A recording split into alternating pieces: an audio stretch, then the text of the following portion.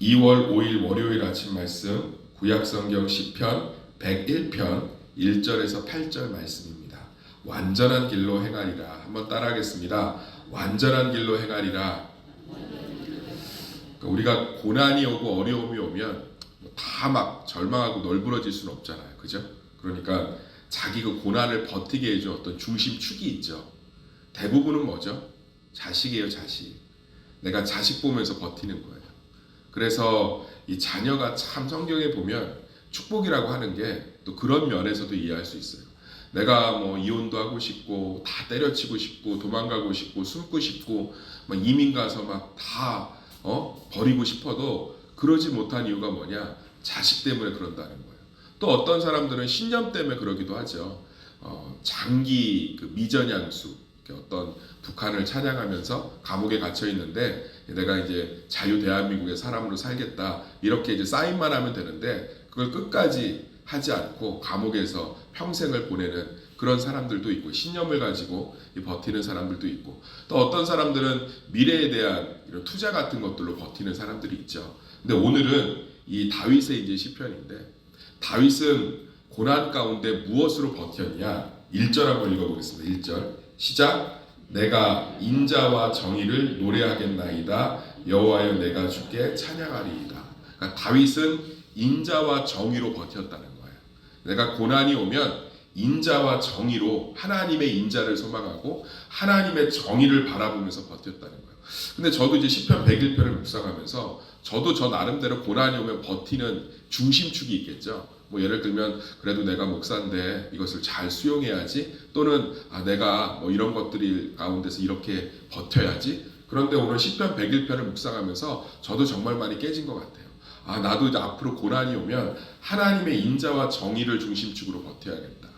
그러면서 나머지 2절부터 8절까지가 인자와 정의, 하나님의 인자하심, 그러니까 자비로우시다는 거예요. 하나님의 인자하심과 하나님의 정의, 공의로우시다는 거예요. 반드시 하나님께서 모든 것을 제자리로 되돌려 놓으신다는 거예요. 이걸 믿음이라고 하죠. 그러니까 하나님의 인자와 정의로 내 고난 가운데 잘 이겨낼 수 있는 것이 얼마나 복되고 그것이 어떤 것인지 2절부터 8절까지 잘 설명해 주고 있어요. 우리가 오늘 새벽에 이 한 구절 한 구절을 살펴보면서 세상 사람들처럼 고난의 축을 가지고 버티는 건 우리가 좀 부끄러워해야겠죠. 자식 때문에 미래 때문에 신념 때문에 이것 때문에 저것 때문에가 아니라 우리도 정말 다윗처럼 하나님의 인자와 공의로 삶의 크고 작은 고난 가운데서 정말 중심축을 가지고 평안하게 버티시기를 예수의 이름으로 축원합니다. 그럼 그게 뭐냐? 2절 한번 읽어보겠습니다. 2절 시작. 내가 완전한 길을 주목하오리니 주께서 어느 때나 내게 임하시겠나이까. 내가 완전한 마음으로 내 집안에서 행하리이다. 그러니까 다윗은 고난 가운데 무엇으로 버텼냐? 하나님의 인자. 하나님께서 이 고난을 반드시 끝낼 것을 끝까지 소망했다는 거예요.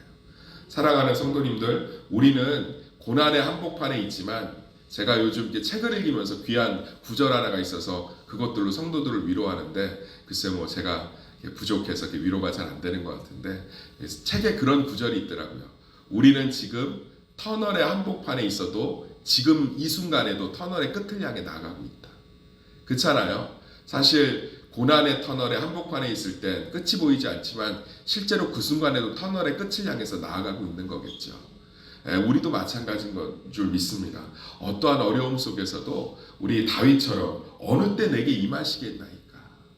하나님의 임하셔야 이 모든 문제가 해결된다는 소망을 끝까지 붙드는 거죠. 그것이 삶의 잔잔한 파도 속에서 흔들리든 거친 파도 속에서 무너지든 우리가 끝까지 소망을 놓치지 말아야 될 것은 하나님 임하여 주시옵소서. 하나님 해결하여 주시옵소서. 하나님 도와주시옵소서. 정말 어제 어떤 분이 긴 문자를 보내셨더라고요. 제가 그분의 동의를 얻지 못했기 때문에 나눌 수는 없지만 정말 그분의 긴 문자 속에서 참 많이 느꼈던 것은 그분 역시 고난의 터널 속에서 고난의 한복판 속에서 정말 흔들리고 어렵고 두려웠지만 어제 말씀을 들으면서 자기 삶 가운데 정말 다시금 하나님을 소망하고 다시금 하나님을 기대하면서 그 고난을 새롭게 받아들이는 그런 내용이었습니다. 사랑하는 성도님들, 우리 삶 가운데 무엇으로 매번 버티십니까? 아유, 이제 지네들이 잘하겠지. 또는 내가 얘만 여여놓고 나면, 또 내가 이것만 해결되고 나면, 이런 것이 아니라 하나님 임하여 주시옵소서. 우리 자녀의 이 문제 가운데, 가정의 이 문제 가운데, 우리 교회의 이 어려움 가운데 하나님 임하여 주시옵소서. 그런 정말 하나님의 인자를 중심 축으로 두는 그런 소망이 우리 가운데 있기를 소망합니다. 그러면서 5절 한번 읽어보겠습니다. 5절 시작. 나는 비천한 것을 내 눈앞에 두지 아니할 것이요 배교자들의 행위를 내가 미워하오리니 나는 그 어느 것도 붙들지 아니하리이다. 그러면서 그 고난 가운데 수많은 조언들을 붙들지 않겠다는 거예요. 그러니까 나는 정말 이 시간 안에서 하나님만이 이 문제를 해결할 수 있다는 굳건한 그 믿음을 가지고 그런 배교자들 내가 미워하겠다고 그러잖아요. 그러니까 절대로 나는 내가 하나님을 바라보고 하나님을 소망하는 것들을 위해하는 그러한 것들은 내가 차단하고 내가 오직 하나님만을 바라보겠다는 거예요. 내가 하나님만이 이 문제를 해결할 수 있고 하나님만이 나를 도우실 수 있다는 그 절박함으로 나는 이 고난 가운데 서 있겠다는 거예요. 저는 우리의 이런 모습들이 있기를 간절히 소망합니다. 그러면서 6절에 이렇게 고백합니다. 악한 마음이 내게서 떠날 것이니 악한 일을 내가 알지 아니하리로다. 옆에서 하나님이 아닌 것들을 의지하게 할 때 흔들리겠죠. 하나님이 아닌 것들을 바라보지 못하게 할 때 정말 아프겠죠. 사랑하는 성도님들, 여기서 분명히 구별해야 될 건 하나님이 주시는 일반 은총은 잘 사용하셔야 됩니다. 의사도 일반 은총입니다. 법원도 일반 은총입니다. 어떤 상담을 받는 것도 일반 은총입니다. 좋은 약을 먹는 것도 일반 은총입니다. 그것도 하나님이 주신 은혜인 줄 믿습니다. 그것들로 감당할 수 있는 건 감당하는데 사람이 감당할 수 없는 것들이 있어요. 예를 들어 보겠습니다. 허리가 아파서 병원을 갔습니다. 그래서 침을 맞았습니다. 그래서 나아지기는 하는데 아주 조금씩 나아져요. 그러면 어떤 두려움이 밀려오죠? 이거 안 낫는 거 아니야. 그건 사람이 마음대로 할 수 없죠. 그건 하나님을 바라보셔야 됩니다. 그러니까 우리 가운데 잘 구분하셔야 돼요. 자동차가 고장났다고 손 얹고 안수하면 안 됩니다. 카센터에 가서 고치셔야 돼요. 그런데 자동차 수리비가 많이 들면 마음이 어때요? 어렵죠. 명절 살려고 이렇게 돈 좀 준비했는데 자동차 수리비로 들어가면 그냥 하루 종일 우울한 거예요. 그건 내 마음대로 할 수 없죠. 그건 하나님을 바라보는 거예요.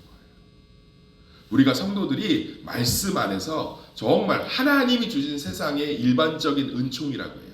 우리가 말씀으로 은혜를 받고 성령 안에서 감동을 받는 건 특별한 은총이라고 해요. 이 두 가지를 잘 사용하셔야 됩니다. 아멘. 그러니까 운동도 하셔야 돼요? 안 하셔야 돼요? 하셔야 돼요. 그런데 운동을 하는데도 이 영역들이 잘 고쳐지지 않으면 그건 누구한테 맡겨야 돼요? 하나님을 바라보셔야 돼요. 서로 싸워놓고서는 맨날 골방에 들어가서 둘이 기도만 하고 있으면 돼요? 안 돼요? 안 돼요. 입을 열어 화해도 해야 돼? 안 해야 돼요? 해야 됩니다. 그런데 한 사람이 마음이 안 풀리면 그건 내 마음대로 할 수 있어요? 없어요? 그건 이제 누구 몫이에요? 그렇죠. 이제 하나님 앞에서 기도하는 거예요. 잘 구분하셔야 돼요. 고난이 오면 다 널브러져 계실 때가 있어요. 그런데 이제 다윗이 계속 얘기하지만 이렇게 적극적으로 악인들도 밀어내고 자기에게 하나님을 바라보지 못하게 하는 사람들도 이뤄내면서 삶을 관리하잖아요. 그냥 골방에 들어가서 주님 이러고 있는 게 아니라 정말 삶 가운데서 그러니까 고난이 오면 내가 이것들을 큰 문제는 내가 해결할 수 없으니 하나님께 꾸준히 하나님의 인자하심을 바라보면서 내려놓고 삶 가운데 설거지도 하시고 뭐도 하시고 이 우울함이 깊은 가정을 가면 제가 제일 먼저 보는 게 있어요. 싱크대예요. 싱크대가 정리정돈이 안 돼 있으면 문제가 심각한 거예요. 그러니까 뭐 하기 싫다는 거예요? 최소한의 삶도 끓이고 싶지 않다는 거예요. 그럼 제가 더 간절히 예배드리고 더 간절히 위로하고 더 간절히 말씀의 소망을 붙들게 합니다. 사랑하는 성도님들, 우리 삶에 잘 구분하셔야 돼요. 다윗처럼 정말 큰 고난 가운데서 하나님이 하실 몫은 하나님께, 그 안에서 내가 감당해야 될 하나님이 주신 명령은 잘 수행해야 되는 줄 믿습니다. 그래서 정말 하나님 안에서 모든 은혜를 누리시는 성도님들 되시길 소망합니다. 5절부터 8절까지가 이제 그런 얘기들을 소소하게 나누고 있어요. 5절에 이렇게 얘기하고 있습니다. 자기의 이웃을 은근히 헐뜯는 자를 내가 멸할 것이요 눈이 높고 마음이 교만한 자를 내가 용납하지 아니하리로다. 고난을 얘기하고 있는데 내가 하나님의 고난 가운데 인자를 묵상하겠다고 얘기하고 있는데 이웃을 은근히 헐뜯고 교만한 사람을 내가 뭐 하겠다는 거야? 용납하지 않겠다고 얘기해요. 이게 무슨 얘기일까? 그러니까 고난 가운데 보면 이 부정적인 소리하고 그거 이렇게 헤집어 놓는 사람들, 사실 고난 가운데 있을 때 큰 것에 의해서 무너지지 않아요. 지나가다 던진 말 한마디에 무너지는 거예요.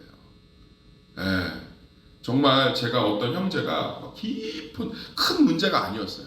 충분히 극복할 수 있는 문제인데 굉장히 극단적인 이 선택을 해서 제가 병원을 방문한 적이 있습니다. 무슨 일이 있었는지 얘기를 잘 안 해요. 시간이 좀 지나서 얘기하는 거예요. 자기가 그 문제 가운데 있는데 사랑하는 가족 중에 하나가 지나가면서 그랬다는 거예요. 아유, 한심하다, 한심해. 근데 그날따라 그 단어 하나가 마음에 막 모든 걸 다 무너뜨려 버린 거예요. 사랑하는 성도님들, 고난 다 겪어보셔서 알지요? 큰 것에 안 무너져요. 정말 헐뜯고 교만한 자의 말 한마디에 싹 무너집니다. 우리 서로 정말 고난 가운데 있을 때 더 따뜻하게 말해주시고, 그리고 고난 가운데 마음을 지키시기를 소망합니다. 큰 것에 무너지는 게 아니거든요. 예, 그냥 그 한마디, 나한테 해준 게 뭐 있어요? 지도 속상해서 한 말이지만 그날따라 그 말을 사단이 사용하면 와르르 무너지는 거예요. 사랑하는 성도님들, 다윗처럼 자기 이웃을 은근히 헐뜯고 눈이 높고 마음이 교만한 자를 내가 용납하지 않겠다. 귀담아 듣지 마십시오. 하나님의 말씀만 들으시기를 소망합니다. 그러면서 얘기하고 있습니다. 내 눈이 이 땅에 충성된 자를 살펴 나와 함께 살게 하리니 완전한 길에 행하는 자가 나를 따르리로다. 거짓을 행하는 자는 내 집에 거주하지 못하며 거짓말한 자는 내 목전에 서지 못하리로다. 이게 무슨 얘기냐면 다윗이 계속 다짐하는 거예요. 나는 정말 하나님을 신뢰하고 하나님의 말씀 가운데 서 있는 자들과 함께 교제하겠다. 사랑하는 성도님들, 고난이 오면 자꾸 하나님의 말씀 앞으로 나오셔야 되는 줄 믿습니다. 그래서 정말 성령 안에서 새로운 소망들을 발견하시고 위로를 받으셔야 돼요. 그분이 사실은 이번 주에 예배에 못 나온다고 저는 들었거든요. 그런데 이번 주 예배에 나오셨어요. 그래서 그 말씀을 통해서 자기 삶의 큰 짐 하나를 하나님 안에 응답을 받은 거죠. 사랑하는 성도님들, 우리가 어려울수록 주님의 말씀 앞에 붙들려서 정말 주님의 은혜와 사랑을 경험하시길 소망합니다. 그러면서 이제 8절은 마지막으로 비전으로 마무리하고 있습니다. 우리 다 같이 읽겠습니다. 시작. 아침마다 내가 이 땅의 모든 악인을 멸하리니 악을 행하는 자는 여호와의 성에서 다 끊어지리로다. 다윗은 지금 이렇게 고백하고 있습니다. 나는 고난 가운데 하나님의 인자하심과 정의로우심을 붙들면서 버티겠다. 그분이 이 문제 가운데 함께 하실 것을 소망하며 내 주변에서 내가 할 것들을 하나님의 공의를 바라보면서 하며 내 주변에서 나를 믿음으로부터 멀게 하는 모든 것들로부터 내 믿음을 지키겠다. 그리고 8절이 다짐이에요. 모든 고난이 끝났을 때는 내가 정말로 하나님 앞에서 정말 하나님만 바라보는 나라를 만들고 하나님만을 바라보는 백성을 만들겠다. 우리 고난 가운데 이런 다짐의 기도들이 필요합니다. 하나님이 고난을 끝내주시면 내가 이것들을 주님 앞에 회복하겠습니다. 하나님이 고난이 끝나면 내가 이 연약한 사슬을 끊겠습니다. 하나님, 내가 고난이 끝나면 이러한 것들로 자녀들을 다시금 새롭게 하겠습니다. 그러한 다짐을 통해서 또 하나님께서는 그 비전을 이루어 가시면서 오히려 고난이 우리의 삶을 한 단계 더 풍성하게 하는 은혜가 될 줄 믿습니다.